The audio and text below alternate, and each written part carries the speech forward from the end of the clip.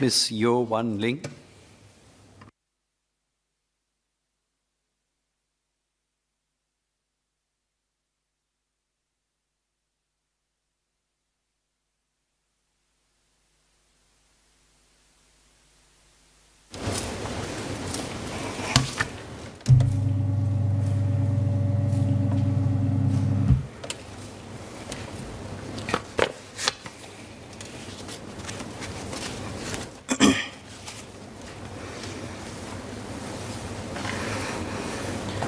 Mr. Deputy Speaker, sir, I shall speak on the topic of the CPF first. So, the CPF fund is a central one to Singaporeans of all ages. From prospective home buyers to retirees, the CPF is a joint result of the blood and sweat of Singaporeans and their firm trust in our civil service. More importantly, it is a crucial safety net that Singaporeans rely upon to support themselves and their loved ones when the unfortunate strikes. Loss of livelihoods, be it due to economic circumstances, age, infirmity, or permanent disabilities. The proposed amendment follows closely to this matter, and I welcome two main changes to this Act. First, minimizing destruction of the retirement account with the use of auto top-up. Secondly, the simplification of the language of the Act to inch it closer towards the common everyday person. First, the retirement account. It takes conscientious effort to maintain and keep track of one's own bank account, and this is especially the case for our senior citizens. In our pursuit of the bigger, better, and faster, Singapore has rapidly morphed itself into a smart nation. The flip side of which is that we risk detaching some of our citizenry as we shed the cocoon of a developing nation. It is an uphill battle for many working adults to help their parents navigate finances, and the myriad of accounts at their disposal only complicates the matter. The auto top-up mechanism streamlines the decision-making process of many retirees, some of which could really benefit from this help. I believe this is to be an important first step towards a more user-friendly and accessible CPF. Second, the simplifying of the language of the Act. Streamlining the headers and process to align the practices with Medisave, for instance, makes the CPF Act more approachable and thereby more effective.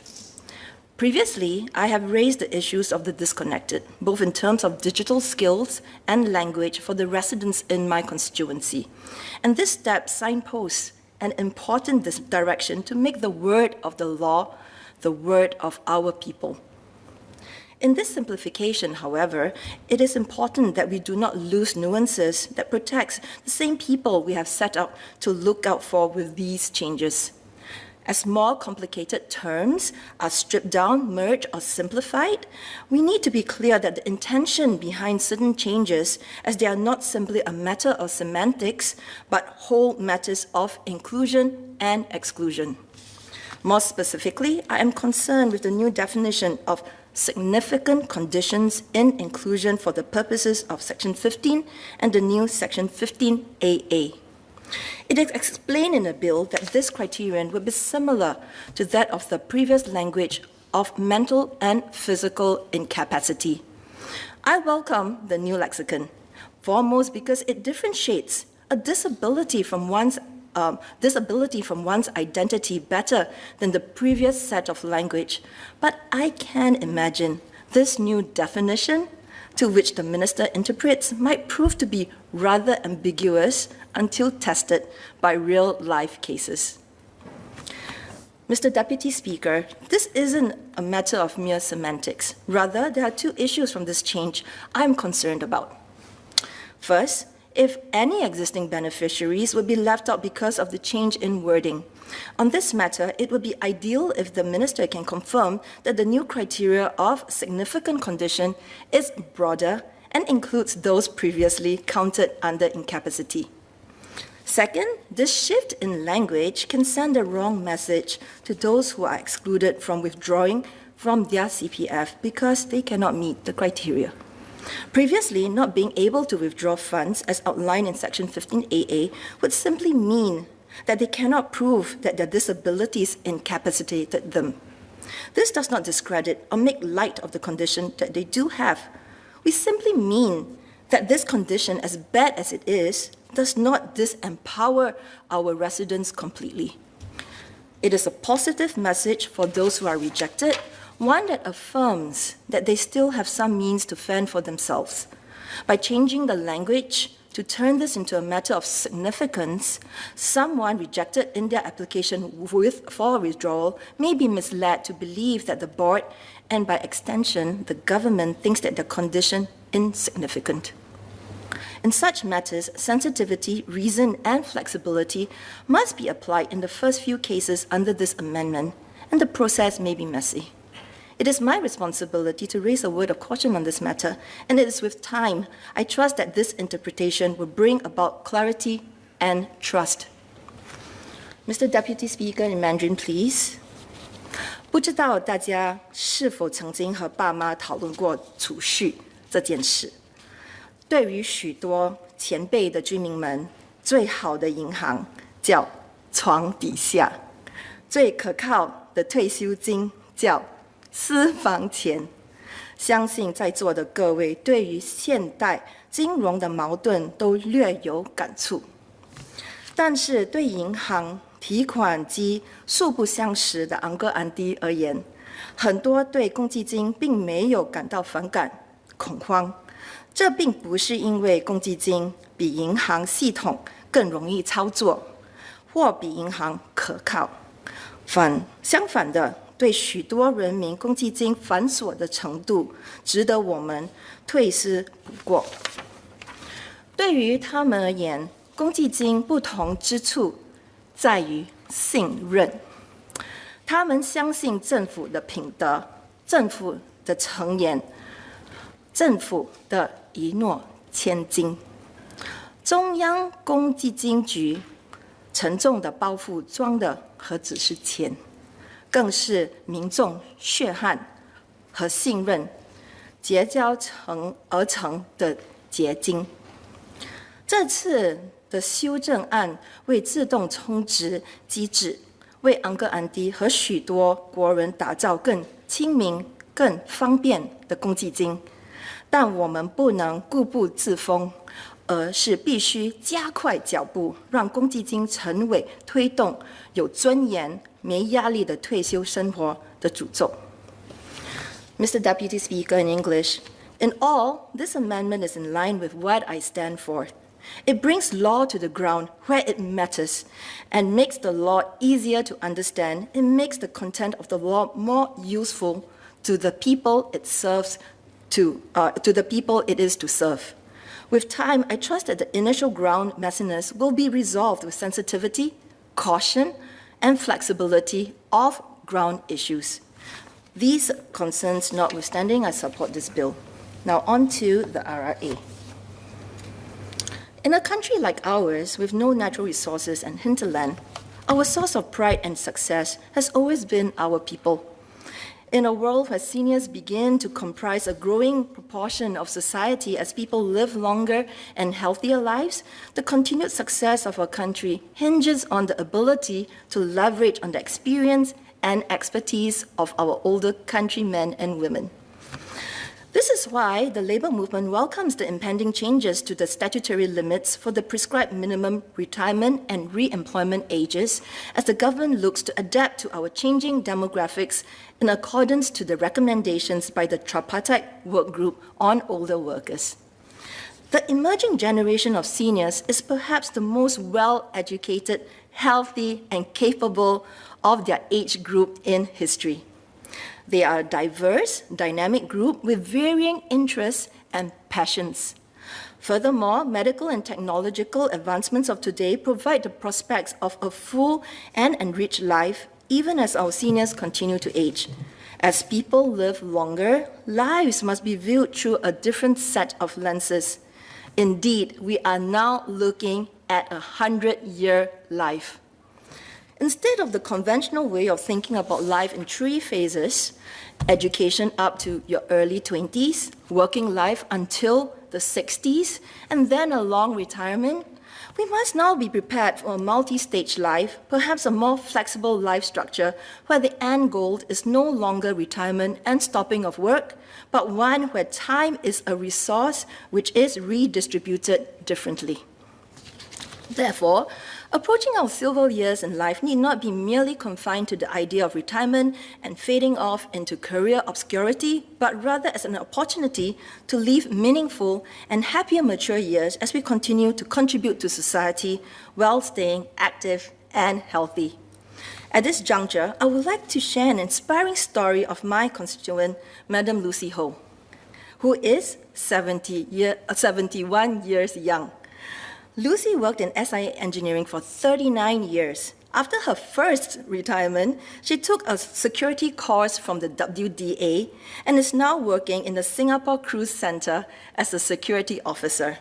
Lucy believes that her continued journey in the workforce not only allows her to be independent, but also empowers her with a sense of self-worth as she is still able to contribute actively to society.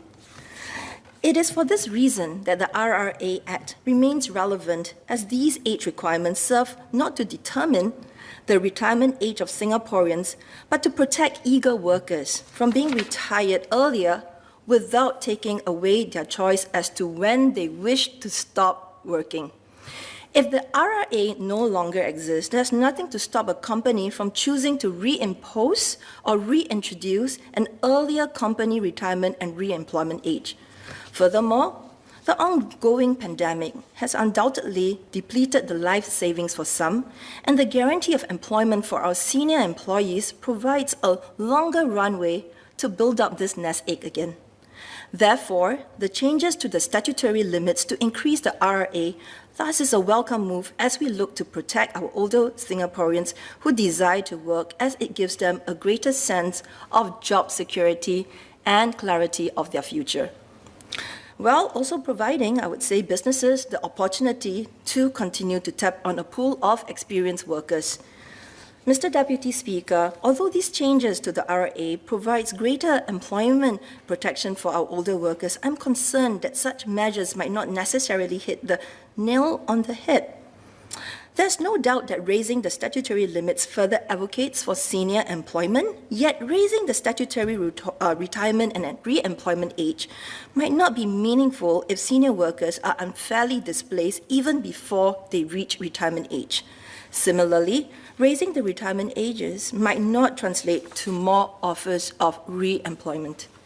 The point I'm driving at is that these changes do not address the fundamental problem of a negative perception towards aging.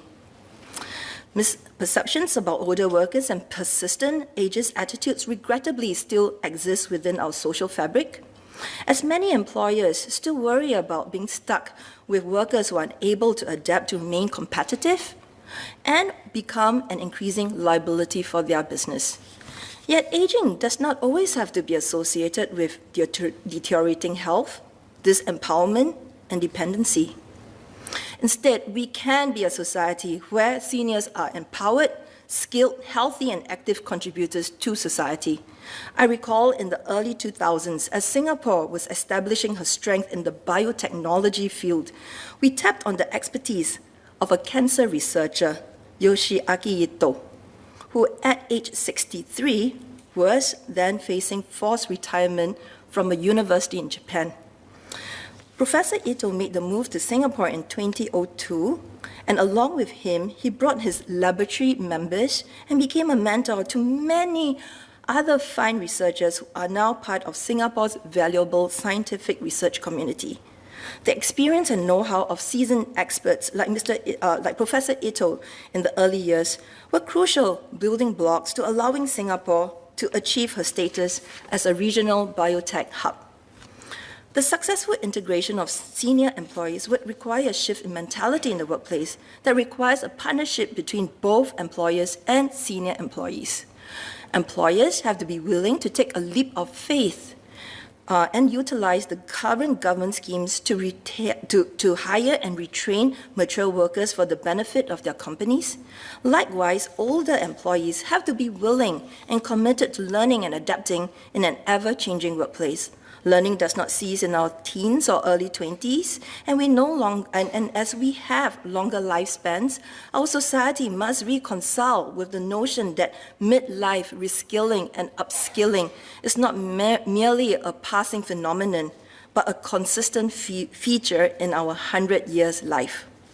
As such, if reskilling and upskilling is to be a mainstay in our workplace, then I call on the government to provide greater support and leadership in providing greater and better career guidance to our older workers in order to extend their work-life lifespan. Although the government has provided various avenues through Skills Future Singapore and others, more can be done to engage mature workers in their career plans and provide counsel for those navigating these uncharted waters. If we are to extend the productive years of our seniors, we must look to increase the employability of our seniors and provide them with proper job fits. Just as we drew on experience of Madam Lucy Ho and Professor Ito, we must now look for opportunities to allow Singapore to use the skills of our senior employees despite potential physical or technological limitations. In conclusion, while this amendment advances our desire to provide greater protection for our older workers, we must also take measures to ensure that our older workers are well supported in this endeavor for lifelong learning as we seek to ensure that our seniors remain employable. This concerns notwithstanding, I support the bill. Thank you.